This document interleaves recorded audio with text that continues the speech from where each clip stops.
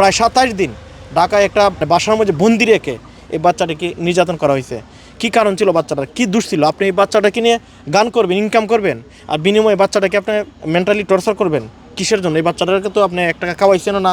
এই বাচ্চাটা অবশেষে অসুস্থ হয়ে গেছে। আপনারা দেখেন, এই যে দেখেন তার হাতের মধ্যে পক্স বার হইয়া পুরা শরীরটা অসুস্থ, একদম শুকাইয়া বাচ্চাটা হয়ে গেছে। ঢাকা থেকে আসছে, বাচ্চাটা হেলদি থাকার কথা, এখানে আরও অসুস্থ হয়ে গেছে।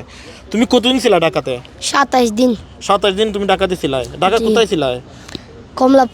কমলাপুরে ছিলা। তুমি তো প্রতিদিন কমলাপুরে, আমরা দেখলাম বিভিন্ন ইউটিউবাররা বিভিন্ন ফেসবুক পেজে তোমার গান দেখলাম, তারা তোমার গান রেকর্ড করলো, হইয়া ইউটিউবে ছাড়লো, ফেসবুকে ছাড়লো। তুমি দেখছো গানগুলো কত মিলিয়ন হয়েছে? দেখছি। কত মিলিয়ন হয়েছে? একটা 13 মিলিয়ন আর একটা 17 মিলিয়ন। দর্শক আপনারা তো নিজেই শুনলেন, একটা গানে 13 মিলিয়ন, একটা গানে 17 মিলিয়ন হয়েছে। এই সাকিবের গান, আমাদের হবিগঞ্জের সাকিব, এর গান নিয়ে আপনি 13 মিলিয়ন 17 মিলিয়ন ভিউ কামাই করলেন। এখানে 80,000, 1 লক্ষ টাকা, 2 লক্ষ টাকা, 4 লক্ষ টাকা ইনকাম করবেন, বিনিময়ে ওরা 1 টাকা দিবেন না। এইগুলো তো ভাই আপনাদের ব্যবসা। এই বাচ্চাটা নিয়ে আপনার ব্যবসা করবেন, বাচ্চাটা আপনার টাকা দিবেন না, এইসব আসলে কোনো মানুষের কাজ হতে পারে না। এই সেই সাকিব, যার গান সারা বাংলাদেশের নেট দুনিয়ায় ভাইরাল, যার গান ঢাকার বিভিন্ন ইউটিউবাররা এবং এই ফেসবুক পেজের মধ্যে আপনারা দেখেছেন যে মিলিয়ন ভিউ হয়েছে। সদ্য কিছুদিন আগে একটা গান 13 million, 17 million, 12 million, 2 million, 3 million, এরকম বিভিন্ন পেজে, এই ঢাকার বিভিন্ন পেজে সারা দিন সে গান করে। প্রায় 27 দিন পরে ঠিক হবিগঞ্জে আবার সে চলে আসছে। তুমি কতদিন ছিলাই? 27 দিন। 27 দিন ছিলাই? জি। আসলে একটা জিনিস আমি আপনাদেরকে ক্লিয়ার করে বলতে চাই, এই ছোটো ছেলেটা অনেক গরিব একটা ছেলে। ও 27 দিন ঢাকা গিয়ে এক জায়গাতে বন্দি, একজন ইউটিউবারের কাছে সে বন্দি ছিল, যিনি প্রতিদিন তার নিয়ে মানে ভিডিও বানাইছে, ফেসবুকে এবং ইউটিউবে ভিডিও দিছে। তার একটা পেজে দেখলাম 17 মিলিয়ন, আর একটা পেজে দেখলাম 13 মিলিয়ন তার গান। আমার কথা হচ্ছে কি, তার গানে আপনি এত টাকা ইনকাম করছেন, তারে 1 টাকা দিচ্ছেন না, বরং তারে আপনি মেন্টালি এবং মানসিক এবং শারীরিক নির্যাতন করছেন, আমি যেটা জানতে পারলাম। আসলে আপনি তো 13 মিলিয়ন গানের মধ্যে 81,000 প্লাস সামথিং ইনকাম করছেন, 17 মিলিয়নের লাখ টাকার উপর ইনকাম করছেন, ইউটিউবে অনেক টাকা ইনকাম করছেন, সব মিলে তো তার গান দিয়ে আপনি প্রতি মাসে 4-5 লাখ টাকা ইনকাম করছেন। কিন্তু তাকে বিনিময়ে কী দিচ্ছেন? আমি এই জিনিসটি আপনাদেরকে বলতে চাই, কী পরিমাণে এই বাচ্চাটারে এই মানসিক নির্যাতন করছে। আপনি আমার ভিডিওটা যারা দেখতেছেন তাদেরকে বলতেছি, যিনি এই বাচ্চাটা না মানে খেলা করছেন তারও বলতেছি যে এগুলো আসলে কোনো মানে সুস্থ মানুষের কাজ না। এই বাচ্চাটারে আপনি কী পরিমাণ টর্চার করছেন, শুনেন এই বাচ্চাটা কী বলে। আচ্ছা, তোমাকে কি ওকে আদর করছে না না কি মারছে? সত্যি কথা বললো। মারছে। মারছে?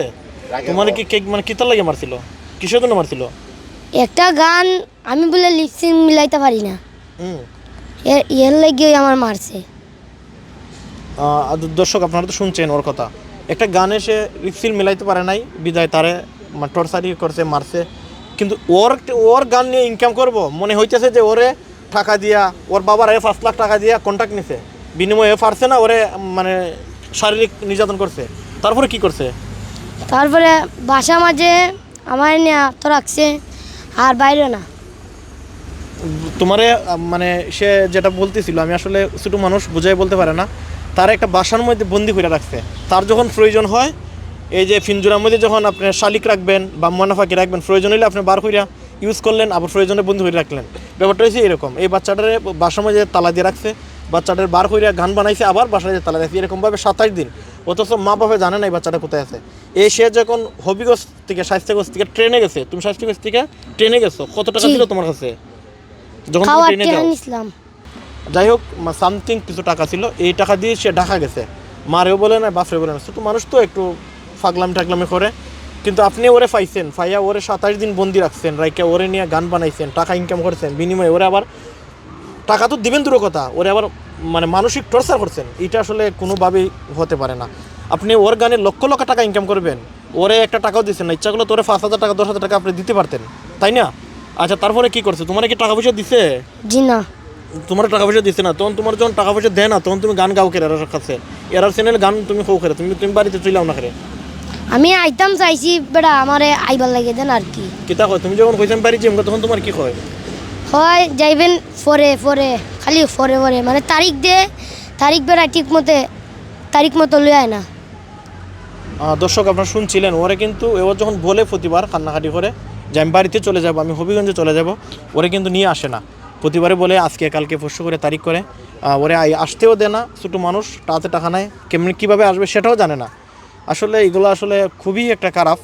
আপনারা যারাই ওরে নিয়ে বিজনেস করেন, যারাই ওরে নিয়ে ভিডিও করেন, আমার কথা থাকবে যে ওর প্রাপ্যটা আপনারা দিয়ে ওরে, ওই ছেলেটারে তো আপনার দৈনিক মজুরি হিসেবে তো দিতে পারেন, 500 টাকা 1000 টাকা দিয়ে আপনি গান বানান সারাদিন, কোনো সমস্যা নাই।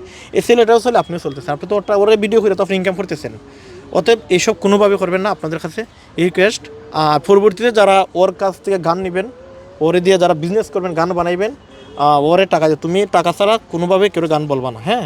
যারা বলে যে আমার টাকা দিয়ে দিব, টাকা দিলে আমি গান গাইবো।